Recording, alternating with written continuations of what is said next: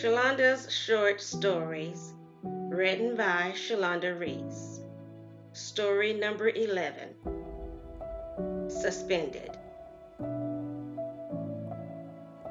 In an ancient land far away, on the western side of the world, was a city known as the City of Dusk, a city full of hope and honor. This day was a Sunday. It was early afternoon, as the people had just left church service and were walking to their next destination or just milling about. It had started to rain. Light thunder started to roar.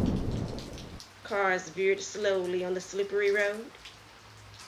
The rain pelted against car windshields gently, like snowflakes falling from the sky.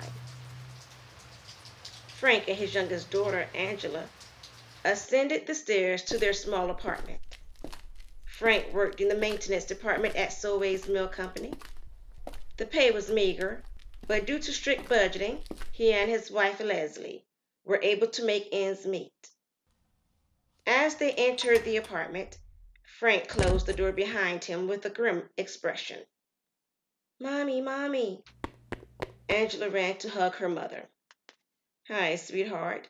How was church service?" "It was good, Mommy.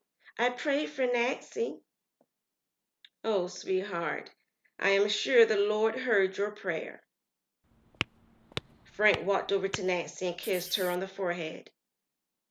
Nancy lay in bed sick with a fever. The doctor who visited yesterday said there was nothing he could do. No one knew how and why this mysterious illness came upon their oldest daughter, but she had been sick and in bed for over 2 months now, and it looked as if she would soon pass. That was hard for Frank to accept. He recently started back attending church once Nancy had gotten sick. Leslie would go sometimes, but Frank would never go. He felt helpless and believed that if the Lord would not help them, then nothing could be done. "Leslie." "Yes, dear." "We should all go on a 7-day fast for the healing of Nancy." Leslie stared at him for a moment, not because she did not agree, but because she was touched and encouraged by the change that had come over him. For many years, Frank wanted nothing to do with church or God, but in this moment, she saw his vulnerability, his submission, and his acceptance of the power of God. "I agree, Frank." "No food, no sweets, no drinks except for water. Angela, because she is too young, will eat only fruits and vegetables and drink only water during the 7 days, starting today." Leslie looked over at the beef stew she had cooking in the pot. The aroma filled the air. Leslie turned off the stove and stirred the pot.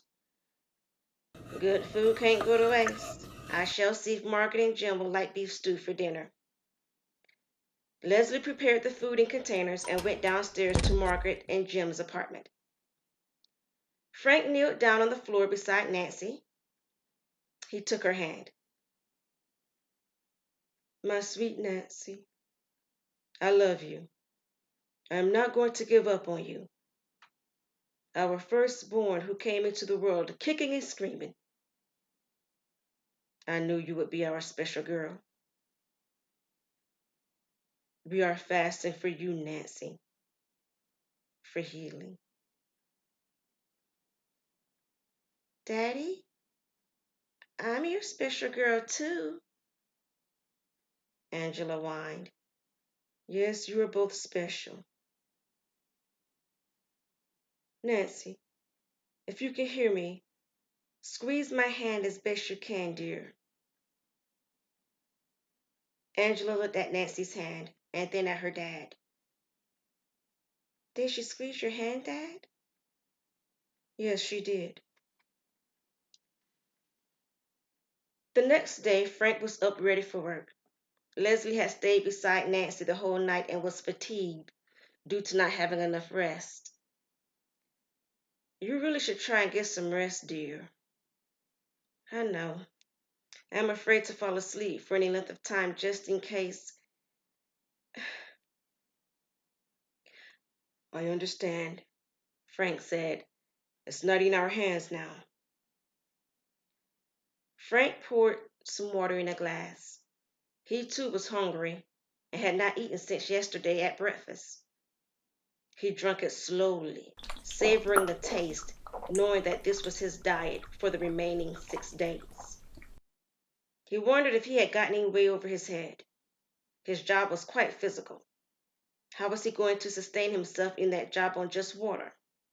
He would be too weak. But for Nancy's sake, he could not back out. He felt that he owed it to Nancy to persevere and stick it out. He put the cup on the counter and went into the bathroom. Camilla, a friend of Angela's, knocked on the door so that they could walk to the schoolhouse together. Angela, who was just finishing up her bananas and strawberries, ran to get her school bag. Leslie handed her a lunch bag full of grapes, carrots, half an apple, and broccoli stems.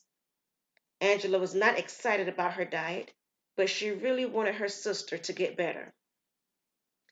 Angela, remember no other food other than what is in the bag. I put extra grapes and carrots in the bag just in case you get hungry. Thanks, Mommy. Hi, Mrs. Thornton. Hi, Canella. You two be safe and stick together. We will, Mommy. Angela exited the door and their excited voices rang through the stairwell. A few minutes later, Frank entered the room where Nancy lay. He just stopped and stared at her serene face. Nancy was quite a beautiful girl, with dark, thick straw curls and dark brown soulful eyes that were hidden beneath her closed eyelids. She was fairly small and had lost much weight due to not eating much. Frank kissed Leslie and left without a word. The morning air was crisp and cool. Frank walked along to the sound of the cars traveling. The street was still wet from the rain yesterday. The smell of the air tickled Frank's nose. He had lived in the city of dusk his whole life. He could not imagine living anywhere else, even if he wanted to. Frank walked to the bus stop, lost in his thoughts, but aware of his surroundings. He had often wondered how he and Angela would get along without Nancy. He immediately brushed the thought aside and felt guilty for even thinking it. A block away, he saw the bus approaching. He said a quick prayer and mentally prepared himself for the day ahead. Mommy? Nancy whispered lightly. Leslie almost dropped the glass Frank was drinking from that morning as she rushed over to Nancy. Nancy's eyes fluttered open. Baby, oh my baby. Nancy, can you open your eyes fully? Let me see those big brown eyes. Nancy's eyes closed again as she went back into a deep sleep to not be awakened. Leslie cried silent tears mixed with joy and sadness. Later that afternoon, as Angela was sitting at the table doing her homework, her stomach started to rumble. She was hungry and started to become very fussy. Mommy, I cannot concentrate. I am hungry. Leslie really worried if Angela would be able to sustain a 7-day diet of just fruits and vegetables. Leslie gave Angela the other half of an apple. I want real food, Mommy. This is real food, Angela. Eat the apple.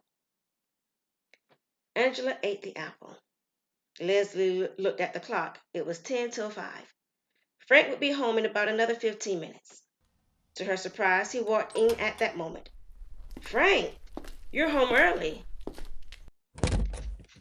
Yes, I was able to leave a little early today. Frank gave no other explanation.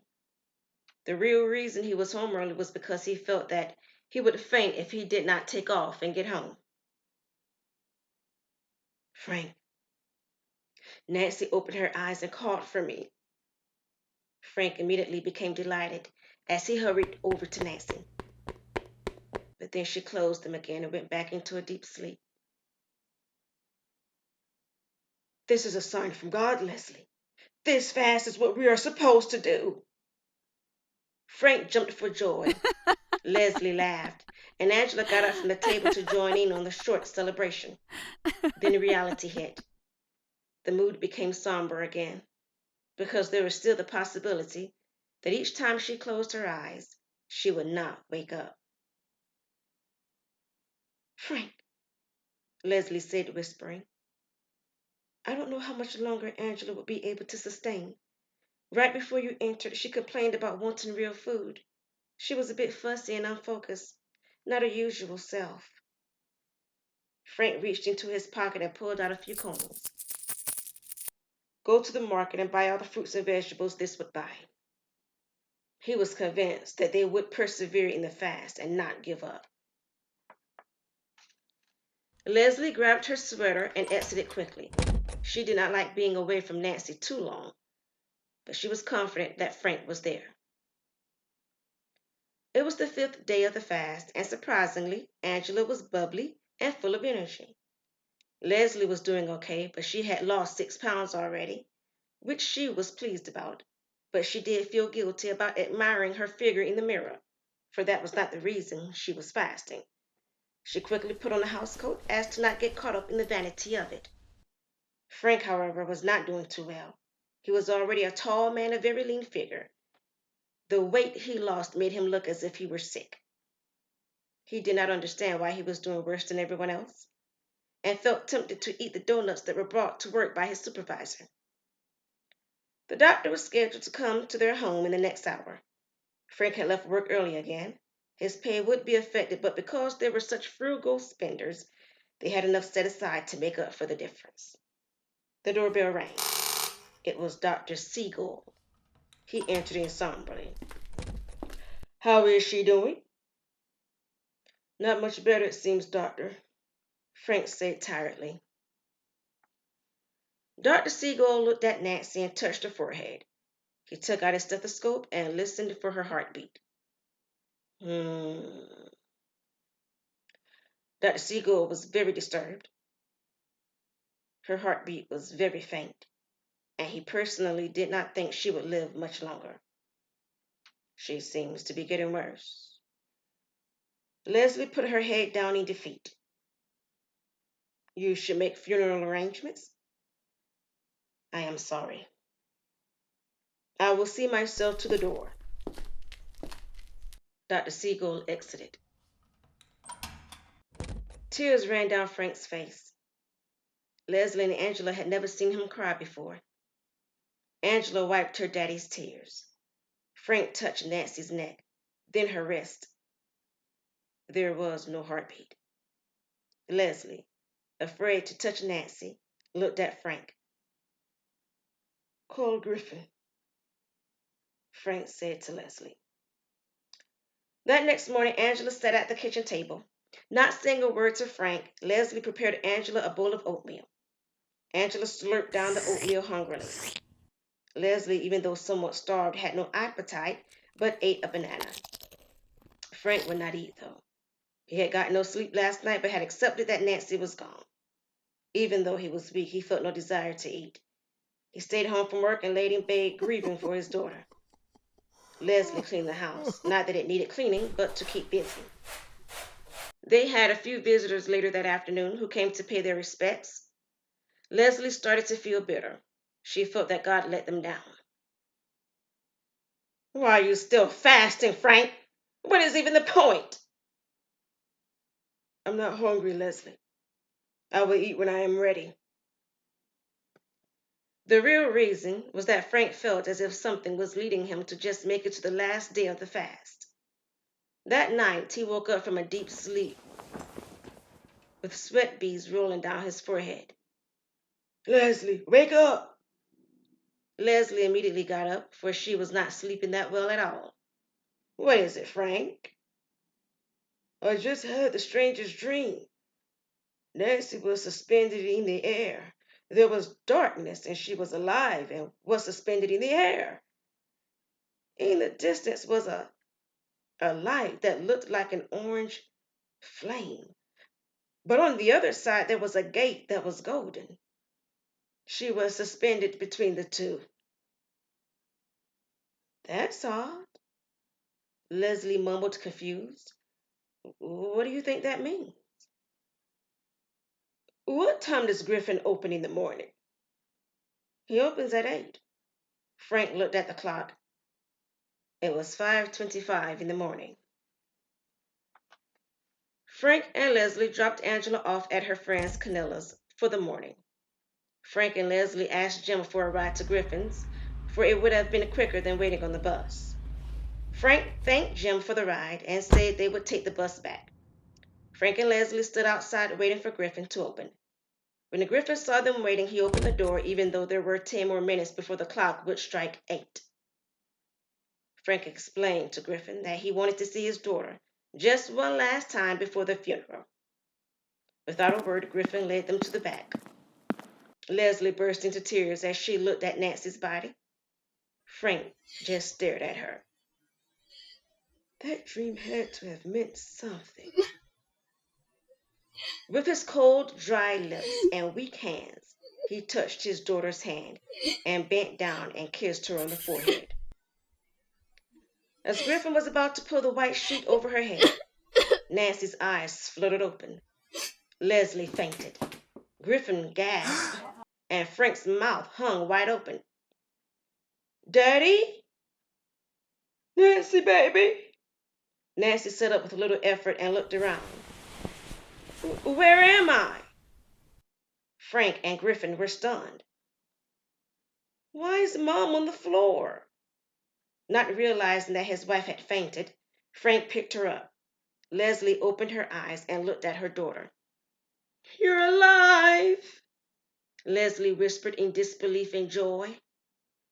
Yes, I heard you talking. I just could not wake up. But God told me that I could come back. What do you mean God told you that you could come back? Frank said eagerly. Well, Dad, I died, I guess.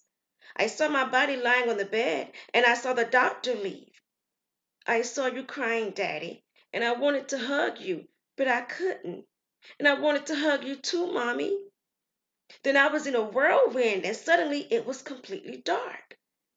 I was in the air, and I saw an orange flame in one direction, and in the other direction, there was this golden gate. I was looking back and forth between them. I did not know what it meant. I heard a voice. It was God's voice. I just knew it was God's voice because he said that due to my dad's faith, he would give me more time. Then I felt you kiss me, and that's when I woke up. Griffin, still in disbelief, said nothing. Leslie hugged and kissed her daughter, and Frank fell to his knees and released rivers of tears.